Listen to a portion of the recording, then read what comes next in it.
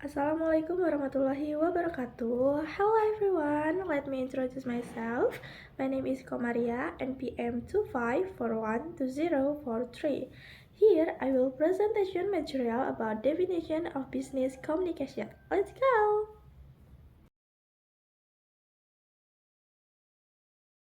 So guys, first we will talk about definition communication and number one, according to Hemstreet and Betsy, communication is a process of exchanging information between individuals through an ordinary system, but with symbols, signals, or behavior or actions.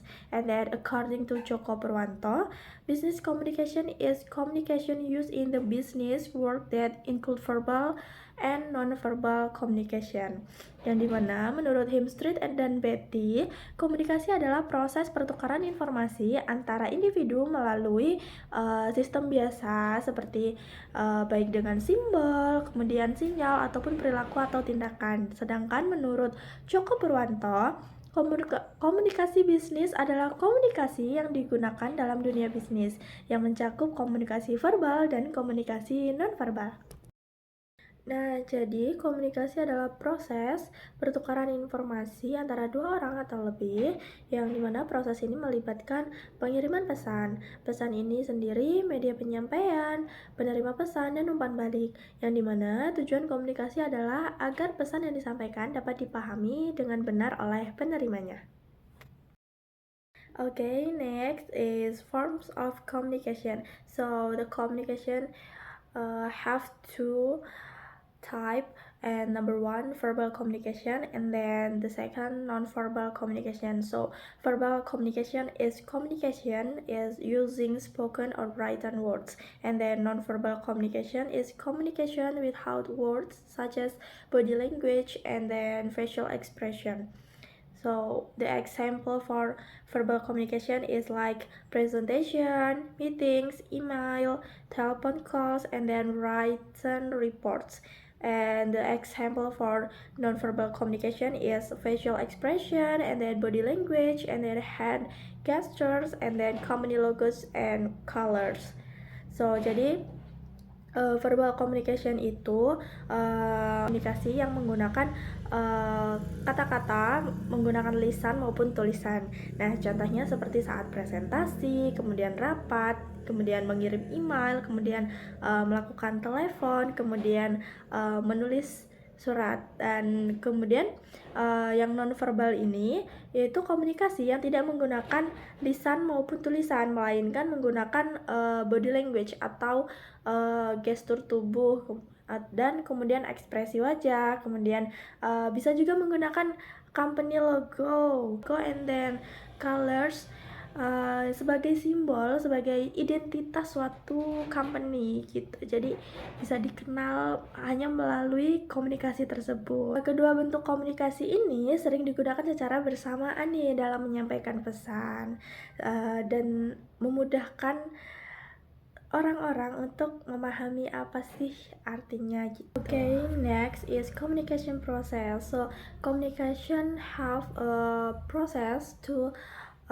make a communication other people. So number one is idea, number two message, and then channel, and then receiver, and then interpretation, and then feedback. So nah, jadi komunikasi melalui beberapa tahap proses. Yang pertama yaitu adanya ide dari si pengirim, ide atau gagasan yang akan dikirimkan kepada penerima. Kemudian ada message itu pesan yang akan kita sampaikan, isi lah istilahnya gitu. Jadi yang ketiga itu channel itu seseorang penerima. Jadi terus penerima tersebut kemudian menerima pesan dan menafsirkan pesan tersebut. Nah, kemudian si penerima ini memberikan timbal balik ke kita. Jadi komunikasi berjalan dua arah. Nah, umpan balik di sini berperan sangat penting karena menunjukkan apakah pesan tersebut sudah dipahami dengan benar, sehingga terjadilah suatu komunikasi. Karena jika hanya pengirim mengirimkan suatu pesan namun tidak mendapatkan balasan, itu namanya bukan komunikasi gitu.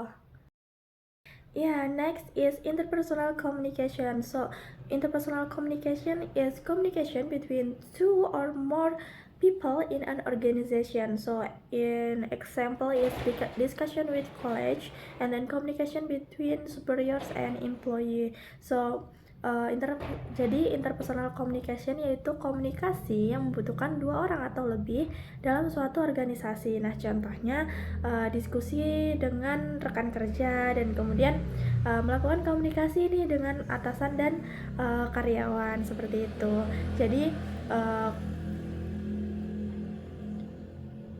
jadi dalam organisasi itu komunikasi interpersonal sangat penting rekan-rekan untuk membangun hubungan kerja yang baik, meningkatkan kerjasama tim dan juga serta menghindari kesalahpahaman nih dalam organisasi seperti.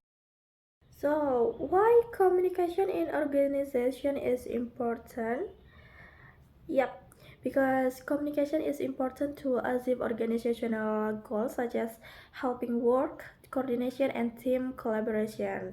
Nah, jadi kenapa sih komunikasi dalam organisasi itu penting? Karena dalam suatu organisasi, komunikasi itu sangat penting untuk membantu koordinasi pekerjaan antar bagian seperti dengan atasan, dengan karyawan, maupun dengan rekan kerja. Nah, jika komunikasi berjalan dengan baik, maka pekerjaan dapat dilakukan dengan lebih efektif dan tujuan organisasi dapat tercapai, sehingga memudahkan kita dalam berorganisasi agar tidak terjadi kesalahpahaman, miskomunikasi, dan lain-lain. Next, organizational communication pattern. So, in organization, we have communication pattern, and the first is top down, and then bottom up, and then horizontal, and then diagonal. So jadi dalam organisasi itu memiliki pola komunikasi. Nah, pola komunikasi tersebut dibagi menjadi 4 juga. Dibagi menjadi 4, yang dimana top down atau komunikasi dari atasan pada bawahan, dan kemudian bottom up yaitu komunikasi dari bawahan kepada atasan. Kemudian ada horizontal yang dimana komunikasi antar rekan kerja yang setara gitu, jadi yang memiliki jabatan setara. Dan kemudian yang terakhir yaitu diagonal, yang dimana komunikasi antar bagian yang berbeda dalam organisasi, jadi berbeda jabatan gitu. Okay, and then informal communication. So, informal communication is communication that is not official. An example, conversation during office breaks help strengthen working relationship. Nah, jadi kita juga ada komunikasi informal, yang dimana komunikasi informal adalah komunikasi yang terjadi secara tidak resmi. Contohnya, percakapan santai antara karyawan saat istirahat kerja. Meskipun tidak formal, komunikasi ini dapat mempererat hubungan kerja antar rekan kerja gitu. Jadi komunikasi juga sangat penting nih teman-teman buat untuk mempererat hubungan antar rekan kerja gitu. So guys, we have to managing communication like eliminating unnecessary message, and then providing clear instruction, and then delegating responsibilities, and then providing training. Nah, jadi kita perlu nih mengelola komunikasi agar organisasi berjalan efektif, yaitu perlu dilakukan misalnya dengan memberikan instruksi yang jelas, mengurangi pesan yang tidak penting, dan serta memberikan pelatihan komunikasi kepada karyawan gitu. Nah, so in communication we need to have communication skills like reading, listening, and then speaking, discussion, and then presentation, and then report writing. Nah, jadi dalam komunikasi itu kita perlu memiliki suatu keterampilan komunikasi, yang dimana dalam dunia bisnis seseorang perlu memiliki berbagai keterampilan seperti kemampuan membaca, kemampuan mendengarkan, kemampuan berbicara, dan kemudian berdiskusi, kemampuan untuk melakukan presentasi, serta kemampuan untuk menulis laporan atau surat bisnis. Nah, keterampilan ini sangat penting untuk mendukung keberhasilan dalam dunia bisnis atau dunia kerja. Okay, next cross-cultural communication. Nah, business communication between people from different culture requires attention to language, customs, and culture's norm. Nah, di dalam bisnis suatu komunikasi ada. Nah, dalam suatu bisnis yaitu ada yang namanya komunikasi lintas budaya. Nah, komunikasi lintas budaya adalah komunikasi yang terjadi antara orang-orang dari budaya yang berbeda.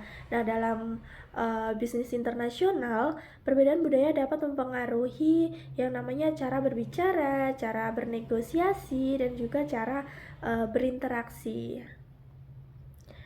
Nah, karena itu kita perlu untuk memahami adanya budaya pihak lain agar tidak terjadi kesalahpahaman. Nah, so guys, the conclusion from the material is business communication is essential to organizational success, and then effective communication can improve cooperation and productivity. Nah, jadi kesimpulannya yaitu komunikasi bisnis merupakan faktor penting dalam organisasi. Komunikasi yang efektif dapat mampu menyampaikan informasi dengan jelas, meningkatkan kerjasama tim, serta mendukung pencapaian tujuan organisasi. So guys, that is all my presentation about definition of business communication. Thank you for your nice attention. I close. Wassalamualaikum warahmatullahi wabarakatuh. Bye bye.